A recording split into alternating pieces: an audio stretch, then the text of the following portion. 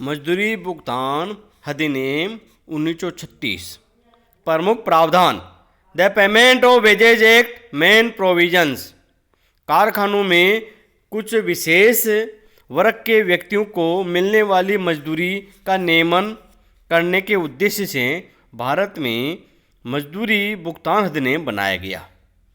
स्वतंत्रता से पूर्व सन 1936 में यह अधिनियम बनाया गया था, जिसमें सन 1937 दो बार, 1940, 1948, 1950, 1957, 1964, 1970, 1974, 1976, 1977 तथा 1982 में संशोधन किया गया है। इस अधिनियम के मूल उद्देश्य निम्न प्रकार से हैं।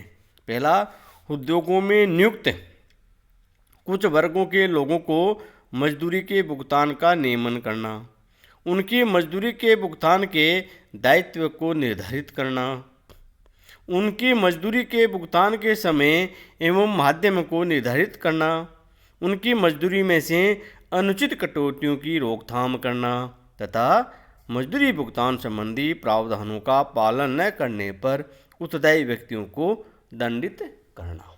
इस प्रकार ये इनके इस अधिनियम के उद्देश्य थे। अधिनियम का विस्तार में लागू होना। Extend and application of the act. मजदूरी भुगतान अधिनियम 1936 के विस्तार एवं लागू होने के संबंध में प्रमुख प्रावधान है, जो इस प्रकार है। पहला, संपूर्ण देश में लागू। यह अधिनियम अब संपूर्ण देश में लागू होता है। लागू होने की तिथि। यह अधिनियम सर्वप्रथम 28 मार्च 1937 से प्रभावी हुआ था। तब यह जम्मू कश्मीर पर लागू नहीं होता था, किंतु सन 1950 से ही अब यह संपूर्ण देश में लागू होता है। ये वे व्यक्ति जिन पर यह अधिनियम लागू होता है, वे कौन से व्यक्ति है जिन पर अधिनियम लागू होगा? धारा 1 के अनुसार यह अधिनियम निम्नलिखित व्यक्तियों की मजदूरी के भुगतान पर लागू होता है। पहला, किसी कारखाने में नियुक्त व्यक्तियों की मजदूरी के भुगतान पर। रेलवे प्रशासन द्वारा किसी रेलवे में नियुक्त व्यक्तियों पर। रेलवे प्रशासन के साथ हुए किसी ठेके के अनुबंध को पूरा करने के लिए किसी ठेकेदार या उप ठेकेदार द्वारा नियुक्त व्यक्तियों की मजदूरी के भुगतान पर। किसी भी ऐसे औद्योगिक या अन्य संस्थान में नियुक्त व्यक्तियों के मजदूरी के भुगतान पर जिसे धारा 2(1) में विनिर्दिष्ट किया गया है। इस धारा के अनुसार वे संस्थान निम्नानुसार है: ट्रोमे तथा बस परिवहन संस्थान, सेना या नगर विमानन मंत्रालय के लिए सेवा प्रदान करने वालों को छोड़कर अन्य सभी हवाई परिवहन सेवा संस्थान, डॉक, घाट या जेटी, यंत्र चालित अंतर्देशीय जलयान, खान खदान या तेल क्षेत्र, बागान, कोई भी कार्यशाला या अन्य संस्थान जिसमें वस्तुओं को उनके उपयोग, परिवहन या विक्रय के उद्देश्य से उत्पादित, अनुकूलित या विनिर्मित किया जाता है। कोई संस्थान जिसमें भवनों, सड़कों, पुलों या नहरों के सनिर्माण, विकास या अनुरक्षण संबंधी अथवा नौ परिवहन, सिंचाई या जल आपूर्ति संबंधी अथवा विद्युत या किसी अन्य प्रकार की शक्ति के उत्पादन, परिसरण और वितरण संबंधी कोई कार्य किया जाता है।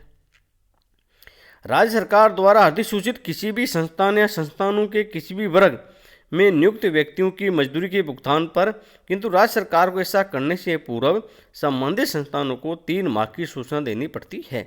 इसके अतिरिक्त यदि राज्य सरकार केंद्र सरकार के स्वामित्व वाले संस्थान के संबंध में इस अधिनियम को लागू करती है तो उसकी अधिसूचना से पूर्व केंद्र सरकार की सहमति भी लेनी पड़ती है। इसकी अधिसूचना को राज्य सरकार द्वारा राजपत्र में भी प्रकाशित भी करनी अनिवार्य है। इसकी अधिसूचना को राज्य सरकार द्वारा राजपत्र में प्रकाशित भी करनी अनिवार्य है। धारा 1(4) उन व्यक्तियों की मजदूरी के भुगतान पर जिनकी किसी मजदूरी अवधि में औसत मजदूरी 1600 रुपये प्रतिमाह से अधिक नहीं है। दूसरे शब्दों में यह अधिनियम उन व्यक्तियों की मजदूरी के भुगतान पर लागू नहीं होता है जिनकी मजदूरी किसी मजदूरी अवधि में औसत मासिक मजदूरी 1600 रुपये से अधिक है। धारा 1(6) महत्वपूर्ण शब्दावली, इंपॉर्टेंट टर्मिनोलॉजी। मजदूरी भुगतान अधिनियम में कुछ शब्दों का प्रयोग विशेष अर्थ में किया गया है। हम उन सभी शब्दों की परिभाषा का यहाँ उल्लेख कर रहे हैं। पहला, नियुक्त व्यक्ति, एम्प्लॉयड पर्सन। नियुक्त व्यक्ति में मृतक नियुक्त व्यक्ति को वैधानिक प्रतिनिधि, नियुक्त व्यक्ति में मृतक नियुक्त व्यक्ति का वैधानिक प्रतिनिधि भी सम्मिलित है। धारा 2(1). सेवा योजक, एम्प्लॉयर। सेवा योजक में मृतक सेवा योजक का वैधानिक प्रतिनिधि भी सम्मिलित है। धारा 2(1)(a). कारखाना यानी फैक्ट्री। कारखाना वही अर्थ है जो कारखाना अधिनियम 1948 में दिया गया है। इसके अतिरिक्त कारखाने में वह स्थान भी सम्मिलित है जिस स्थान पर उस अधिनियम की धारा 85 लागू होती है। धारा 2(1)(b). औद्योगिक अथवा अन्य संस्थान, इंडस्ट्रियल और अदर एस्टेब्लिशमेंट। औद्योगिक अथवा अन्य संस्थान से तात्पर्य निम्नलिखित में से किसी भी संस्थान से हैं। ट्रोमे सेवा या मोटर परिवहन सेवा जो यात्रियों या माल का अथवा दोनों का ही भाड़े या पारितोषिक के बदले परिवहन करती है। थल सेना, नौसेना, वायुसेना अथवा भारत सरकार के नगर विमानन विभाग के लिए नियुक्त वायु परिवहन सेवा को छोड़कर कोई भी वायु परिवहन सेवा। डॉक, घाट या जेटी, यंत्र चालित अंतर्देशीय जलयान, खान, खदान या तेल क्षेत्र, बागान, कोई कार्यशाला यानी संस्थान जिसमें वस्तुओं को उनके उपयोग, परिवहन या बिक्री हेतु उत्पादित, अनुकूलित अथवा निर्मित की जाती है। कोई भी संस्थान जिसमें भवनों, सड़कों, पुलों या नहरों के निर्माण, विकास या रखरखाव संबंधी कार्य अथवा नौ परिवहन, सिंचाई संबंधी कार्य अथवा विद्युत या किसी अन्य प्रकार की शक्ति के उत्पादन, परीक्षण या तथा वितरण संबंधी कोई कार्य किया जाता है। कोई भी अन्य संस्थान अथवा संस्थानों का वर्ग जिसे केंद्रीय अथवा राज्य सरकार उसकी प्रकृति, उसमें नियुक्त व्यक्तियों की सुरक्षा तथा अन्य परिस्थितियों को ध्यान में रखते हुए राजपत्र में अधिसूचना जारी कर निर्दिष्ट कर दे। अन्य शब्द, अदर टर्म्स। इस अधिनियम में खान, बागान तथा रेलवे प्रशासन शब्दों की परिभाषा के लिए संबंधित अधिनियमों का उल्लेख मात्र किया गया है। दो शब्दों में खान का वही अर्थ है जो खान अधिनियम 1952 में दिया गया है। इसी प्रकार बागान रेलवे प्रशासन का अर्थ भी वही है जो क्रमशः बागान श्रम अधिनियम 1951 तथा भारत रेलवे अधिनियम 1890 में दिया गया है। मजदूरी की परिभाषा, डेफिनेशन ऑफ वेजेज। मजदूरी भुगतान अधिनियम के अंतर्गत मजदूरी शब्द की एक विशेष एवं व्यापक परिभाषा दी गई है।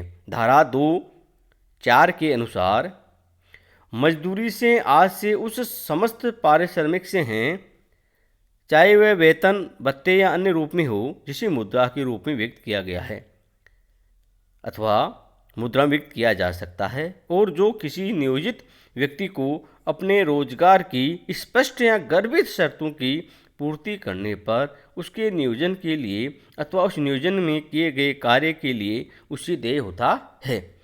इस मजदूरी में निम्नलिखित भी सम्मिलित है। पहला, पक्षकारों के बीच किसी परिनिर्णय या समझौते या न्यायालय के किसी निर्णय के अधीन देय कोई पारिश्रमिक। अधिक समय या अवकाश या छुट्टी के दिन कार्य करने के लिए देय कोई पारिश्रमिक। नियोजन की शर्तों के अनुसार देय कोई भी अन्य पारिश्रमिक, चाहे उसी बोनस या किसी अन्य नाम से जाना जाता हो। किसी नियोजित व्यक्ति की पदमुक्ति के कारण उसी किसी कानून, अनुबंध या पल्ले के अनुसार देय राशि, इसी राशि में कटौतियों के करने की व्यवस्था हो सकती है, किंतु इसके भुगतान की समय सीमा की कोई शर्त होनी आवश्यक नहीं है। कोई भी वह राशि जो किसी नियोजित व्यक्ति को उस समय पर लागू किसी कानून के अंतर्गत बनाई गई योजना के अनुसार देय हो, किंतु इस मजदूरी में निम्नलिखित सम्मिलित नहीं है। कोई बोनस, चाहे वह लाभ भागीदारी योजना अंतर्गत हो अथवा कोई अन्य, जो नियोजन शर्तों के अनुसार देय पारिश्रमिक का भाग नहीं है अथवा जो पक्षकारों के बीच हुए अभिनिर्णय, समझौते अथवा न्यायालय के आदेश के अधीन देय नहीं है। किसी आवास सुविधा, रोशनी, जल, चिकित्सा, परिचर्या, मेडिकल अटेंडेंस अथवा अन्य सुख सुविधा या कोई सेवा जिस सरकार के सामान्य या विशेष आदेश से मजदूरी गणना में नहीं जोड़ा जाता है। किसी पेंशन या भविष्य निधि में सेवा आयोजक द्वारा चुकाया गया कोई अंशदान तथा उस पर अर्जित ब्याज। कोई यात्रा भत्ता अथवा किसी यात्रा रियायत का मूल्य किसी नियोजित व्यक्ति द्वारा उसके रोजगार की प्रकृति के कारण उसके द्वारा किए गए विशेष व्ययों को चुकाने के लिए चुकाई गई राशि। सेवा समाप्ति पर देय अनुग्रह राशि ग्रेच्युटी यानी। उपयुक्त वर्णित परिभाषा एक व्यापक परिभाषा है। जिस परिभाषा में बताया है अपनी, वो एक व्यापक परिभाषा है जिसमें मजदूरी में सम्मिलित की जाने वाली तथा सम्मिलित नहीं की जाने वाली सभी मदों का उल्लेख किया गया है। इस परिभाषा के प्रारंभिक प्रमुख हिस्से का विश्लेषण किया जाए तो स्पष्ट होता है कि इस अधिनियम के अनुसार मजदूरी में की कुछ प्रमुख विशेषताएं होती है। जैसे ये पारिश्रमिक है। इस पारिश्रमिक को वेतन भत्ता या किसी अन्य नाम से पुकारा जा सकता है। ये पारिश्रमिक मुद्राओं में व्यक्त किया जाता है अथवा किया जा सकता है। ये नियोजन शर्तों के पालन पूरी करने पर देय होता है। ये नियोजन के लिए अथवा नियोजन के अंतर्गत किए गए कार्य के लिए देय होता है।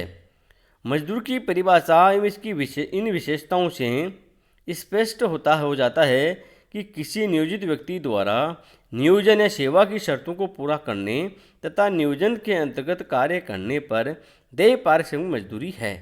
अतः यदि किसी नियोजित व्यक्ति को सेवा की शर्तों के अनुसार कार्य न करने पर कोई धन दिया जाता है तो उसी पारिश्रमिक या मजदूरी नहीं कहा जा सकता। यही कारण है कि किसी नियोजित व्यक्ति को जबरन छुट्टी के समय देय क्षतिपूर्ति की राशि को पारिश्रमिक या मजदूरी नहीं माना जाता। यानी अनुसुया विठल वर्सेज जज मेहता AIR 1960 बॉम्बे 701, इस निर्णय में ये फैसला दिया गया था। मूल परिभाषा के बाद सम्मिलित की जाने वाली तथा सम्मिलित नहीं की जाने वाली मदों से मजदूर की परिभाषा और स्पष्ट हो जाती है। इनमें सबसे बड़ी बात यह लिख दी है कि कोई भी पारिश्रमिक जो पक्षकारों के आपसी परिनिर्णय या समझौते या न्यायालय के आदेश के अंतर्गत देय होता है वह मजदूरी में सम्मिलित है। अतः जो कोई भी पारिश्रमिक नियोजन के अनुबंध का भाग है वह मजदूरी है।